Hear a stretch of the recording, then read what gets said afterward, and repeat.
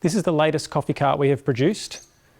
This has got an elm top. It's sort of the top of the range model we've got. A lot of brass accents. We've got some signage that comes in here. There's some LED illuminated lights, which we'll show you shortly. It also has a pelmet that goes up on top, which I'll show you the setup. That's these cover plates cover where some posts go in. It has a jug rinse. The coffee machine sits here, and then I'll show you the working side shortly. It currently sits at 1.7 metres. The sides lift up and fold out. There's a little locator just underneath. And as it's expanded, it makes the whole cart 2.95 metres, so just fits inside a 3-metre marquee. Now it is 230 kilos, so it is heavy. But when it's being moved around, we have both a powered jockey wheel on the front, so for going up slopes, or if you're just by yourself, you can use the motorised wheel. It is slow, but it is strong. I'll show you the power side in a second, but that helps it move forward and back and up inclines. It also can be turned into freewheel mode, which lets you push it at a higher speed. There's a steering handle that clips on at the front here, and that helps you move it around. This particular model also has some motorised feet for stability once you're on site, because as it's sitting on basically pneumatic tyres, there is a little bit of movement to it, but once the feet are down, that reduces that significantly. On this working side here, we have a fridge, 46 litre fridge, a full depth drawer that allows UHT milks to be stood up on side, so we can put a fair bit of milk in there for storage. Another utility drawer. Behind that utility drawer is a hot water service. This top drawer is sort of for your everyday runnings. So we've got USB power and audio cable. We have just all the stuff that you need to take with you, straps and setup equipment. This over here is a double sink. So the double sink has a lift up tap with hot and cold water, like hand wash and jug rinse or cup rinse or whatever you're using it for. So the hot water there. Behind the fridge is a 100% no bypass water filter. So both the coffee machine and there's a filter tap as an option, which will be installed in due course. And then that filter tap also goes through the filter. Everything else is just straight from the tanks. So if we set up this wing, we can show you where the tanks are.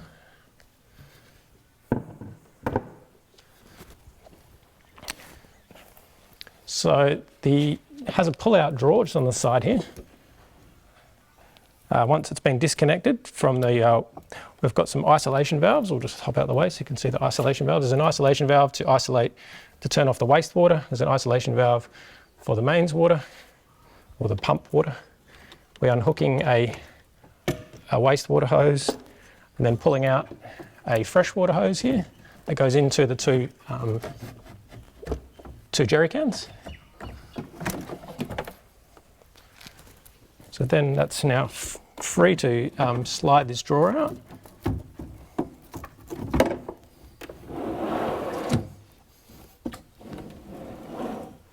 So we have fresh water out here and wastewater here.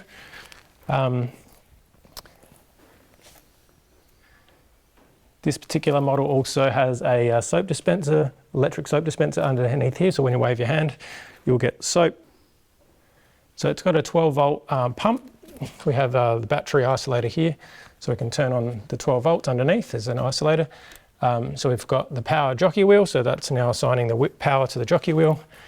If we were over here in this position, with the jockey wheel can either be on freewheel, which is just in a yellow, it says engaged or disengaged. It's currently engaged, so when we it can move left, right, and then obviously with a steering hand, you steer it in different directions. We can put it in freewheel mode, which then lets us push it at a higher speed than that. I suggest always turning off the power wheel in case you accidentally hit the switch whilst over near the fridge, so that can be turned off. The water pump, I won't turn that on, or we'll have water hosing everywhere at the moment because we've got the coffee machine disconnected. So there's the water pump, there's the feet, so the electric power to the feet. So we've basically got up, down for the near foot and up, down for the rear foot. So if you want the feet to come down, you press the down button and they will slowly motorise down. they've got quite a bit of power in them, but they are quite slow, so they'll progressively keep coming down. While they're coming down, we have both a 10 amp inlet and a 15 amp inlet, like a caravan style, so your cables just go straight into there. These are non-RCD protected, so it's best to use a venue RCD. There's the actual breaker switches are here. There's also LED lights, which needs 240 volt power to hook into this, so we'll do that in a second. The feet are getting close to the ground, so I'll get ready to stop them. It's lifting up now because it can lift the cart fully up in the air if it needs to, so now we can pull a bit more if we want to. And so now that the wheel has got less pressure on it, we can take it right up if we want to. If we're on uneven ground, we can lift it right up into the air. So it's best probably to turn off in case for some reason someone hits the buttons to move the feet and tip the car up. On the underside, here's the engaged and the jockey wheel that we were talking about. There's a spigot where the steering arm goes on. Under there's like a metal hook, and that's where your grind knock tube gets put onto. The open end goes into there, and the red rubber band is what hooks around the bottom side of the knock tube. We have a sound bar here, which is Bluetooth and audio cable connected.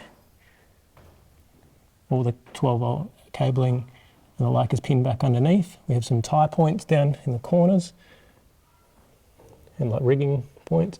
There's some strapping points for some belt straps that hold the doors and drawers shut and the fridge door shut whilst in transit.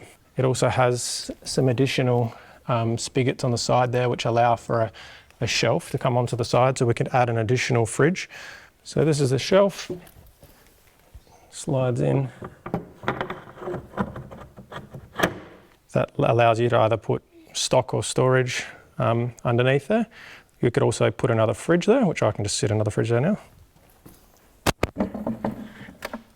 So this is the cash drawer with some metal spaces for the magnets. There's some high powered, I think they're about 90 kilo magnets, so we'll position it. So now we've got a cash drawer that's removable. So it's a matter of when you want to take it off, pull it out, slight bit of pressure down, and then that will break the magnetic seal. And then you can get rid of your drawer.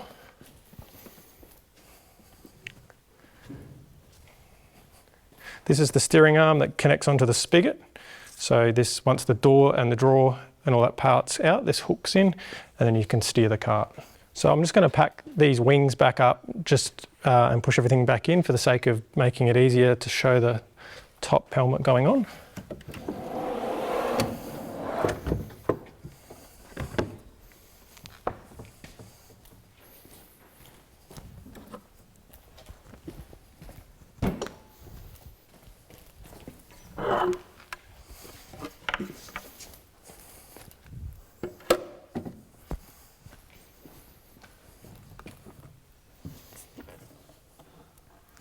So these brass covers are just covering a hole in the bench top that goes down through to the bottom.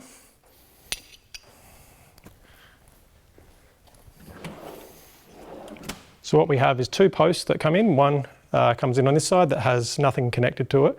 This one has an electrical socket that connects in bottom and top so that the lighting works. It's labelled top right. So as you're looking at the cart, it's on the right. There's a brass insert strip down the front that covers the electrical wire in one of them and mimics it on the other side. That says top. Brass strip to the front.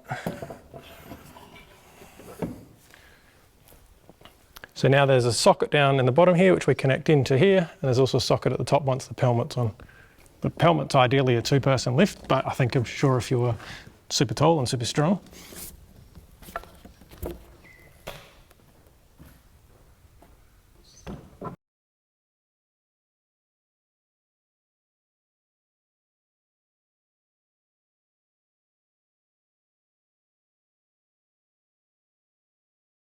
Okay, so the pelmet's now in place. Getting to the electrical, it's all pretty tight down here. We've got lots of stuff going on. Probably easiest with the drawer out as you're filling up your water in the morning. All right, so this is where this particular plug, which also has a clip on it, so that's how you can disconnect it at the end. There's only can go in one way, so if it doesn't fit in up the top way, so it looks like the metal's at the top, get my hand out of the way, and then it twists, and that's now locked in. So just remember to undo that before you take the post out again. Likewise at the top. So at the top, got a spot for the plug. This particular one, the metal's facing down, so they twist, lock, and then to disconnect it's pull out, and poke that out of the way. Now with that connected, in my startup sequence, I would be, if I was doing it, I would make sure that my waste is empty. I'd fill that up with fresh water, have everything connected here, have your coffee machine hooked up next. I'll show you how to do that shortly. That's with some stand-up locks which tilt the coffee machine up to hook in both the waste, the water, which is the blue. There's the power lead that's left out for this particular coffee machine. I've got an extension lead that comes off of the bench for the grinder, a USB for point of sale. And then once that's all hooked in, mainly the actual water, then the water circuit's then closed. Then you can push everything back in and turn the pump on, get pressure up, use your jug rinse and also your tap to try and bleed the airline, so get all the air out of the system. So now we've got it set up with a pelmet, and we'll have the waste and the water back in. That slides out the way. We can then hook in the coffee machine. If we want to swing out the other arm, we can. We don't have to right now. It doesn't obstruct any of the setup because it has no real workings other than the shelf. That's an optional shelf. And then at this point, we could hook in some power, which will give us either 15 amp over here, non-RCD protected, which means that we need to have venue RCD, or we need to have a power lead with RCD for keeping ourselves safe. Same with the 10 amp, that runs everything else in the whole system. That's not coffee machine, so that runs a baby hot water service, which is back here. We'll just pull this drop. So back there's a little baby hot water service. That heats up fairly quick. We've got a 12 volt power supply. We've got constant charging of a battery, which is down here. There's a 12 volt battery. And that battery runs things even when it's not plugged in, hence why we were able to use the feet and the power wheel. And we could also turn the pump, but we'll get hosed water, even though there's nothing coming out of it at the moment. It'll be trying. That all runs off the battery, but it's constantly being charged once it's plugged into mains. The isolation switch that we were talking about underneath is just a twist switch here to disconnect the battery from all 12 volt things, so nothing can accidentally be hit here. These are the motorized feet for the far foot, for the near foot, so the closest foot, whether you want the foot to be down or up and then stop in the middle. I've got a spirit level here to get the level of the cart as accurate as you can with either chocks or just positioning the cart, or with the motorized feet in this particular model. This one has the motorized soap dispenser underneath. It's like a hand wave one. That sucks it from a bottle over at the back, the reservoir. Has a charging cable for that device. It lasts a fair while, but we've got charging here. We've got 12 volt power for your phone or something like that if you're at a market. An audio cable if you want to run it hardwired, but you can run it Bluetooth. This is the filter tap that would come with it. Normally would be sitting there. We're just going to make sure it fits on this particular model into the van that it's going in. Some luggage straps which strap across, keeping the handles and the drawers from sliding out during transit. These are some chock setup blocks to help tip the cart up a bit, the coffee machine up while we're setting it up. Behind the fridge, I'll just pull the fridge out so you can see, but we've got a thermometer on the front which gives you external, and then an internal thermometer which gives you temperature. You can set some highs and lows and alerts and stuff, so you're kind of council approved for that.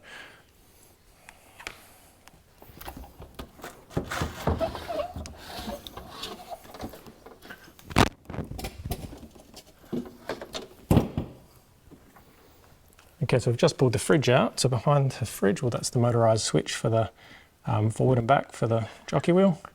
We've got a brighter C150 100% filter, some Velcro strips to hold the fridge in so you can pull it out reasonably easily.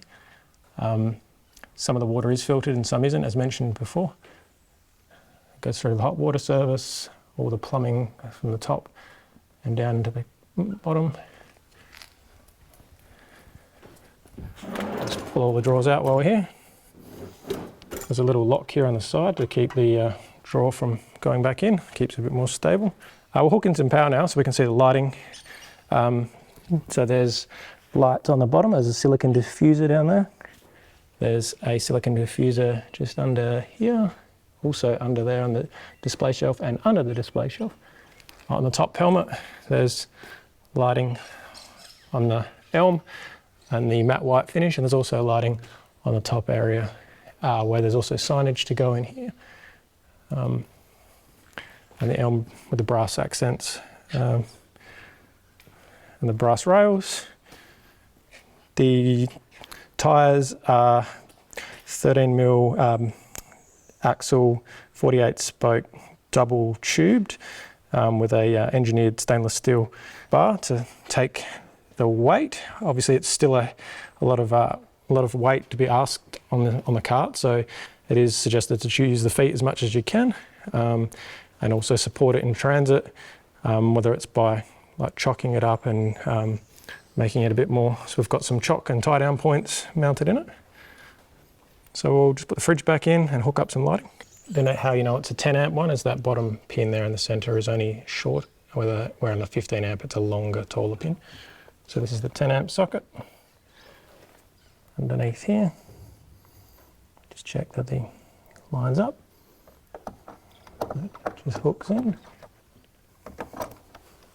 So now we've got 10 amp. You might, if you're able to hear it, there is a fan that kicks in, which is running all the 12 volt system. So now that the water's hooked back up, this is where you would turn the waste. So it's currently in bypass, so we just twist it the right direction. And now that allows it to flow through back into the waste pipe. Same with the water. We can turn that on. We obviously don't want to turn the pump on because I don't have the, that's now allowing water to flow when the pump is turned on, which is down there. It's now being charged up. In the back there's a battery charger, so we're charging up the battery. And now we can turn the lights on here, so it's a matter of turning on the lights. That also turns on this USB socket now in here, so that's illuminated, and that allows you to have USB. So now if we come around, we'll be able to see it all lit up. Obviously at night time it has even more grandeur, I guess, with all the lighting. And as it folds up and down, it still runs regardless, but that's all running off 240 volts via a 12 volt converter. If you run out of water, the next thing would be to just turn your water pump off for a moment. So it's off, and then turn your switch off, just to allow that off. It may be a good time if you're out of fresh water, you may want to check your wastewater, how that's going, since you're going to be pulling the drawer out, etc. If you were doing that, you would just turn off the wastewater. So if you still happen to be tipping down something down the sink, it's going to just backlog a little bit. So don't put lots down there, but you could backlog it a little bit. Then it's just a matter of flicking these levers. That allows it to disconnect. Under here, it's just pulling the hose out. It's pretty tight down here. It is a bit easier if you actually have the drawer out. So sometimes it might just be easier to pull the sink drawer out and it gives you a bit more space. Same with this drawer as well. It gives you a lot more space to work in there to be able to get things in and out if that comes to it. So that gets the water out. I find at this point it's best to flip this waste over so it's laying down that way. Then we can pull this drawer out. And now we have access to the fresh water, which is labelled fresh, arrows facing towards the front, fresh water, wastewater facing the front. So once you sit it like this when it's coming out, once it's pushed in, then you can tip it over and the waste will go down there. There's a detergent bottle here. This is where it runs the electric soap dispenser, so that's where we keep that filled up. It'll keep sucking and drawing from there. There's a small filter on that's built in with a pump. And then all the water lines go the other direction. That's the electric hand wave pump, and that sucks the soap from here. It's Velcro driven, so you can pull it off and disconnect that hose line to either charge it on the USB-C Likewise, if you didn't want it on, you could remove it. Up the top we have storage in the shelves if you can reach it. It's fairly tall. This is where the 12 volt is disconnectable for the lights, so you'll be able to see it here, twist the lock, and then that does the lighting there. And then obviously you've got the lock down the bottom to undo before you can take the post out. So the disconnection method would be probably turn your lights off, unplug that one, unplug the bottom one, 2 people, one each end to lift the pelmet off. Sometimes you have to get it very level and a bit of tapping because there's a slight bit of leverage back down this way. So a bit of maybe forward motion and a bit of tapping to get it up and then lift it off. And then we can take out the posts. They might also be fairly firmly in there. So it's just a bit of tapping and moving, and you should be able to pull that one out easy enough.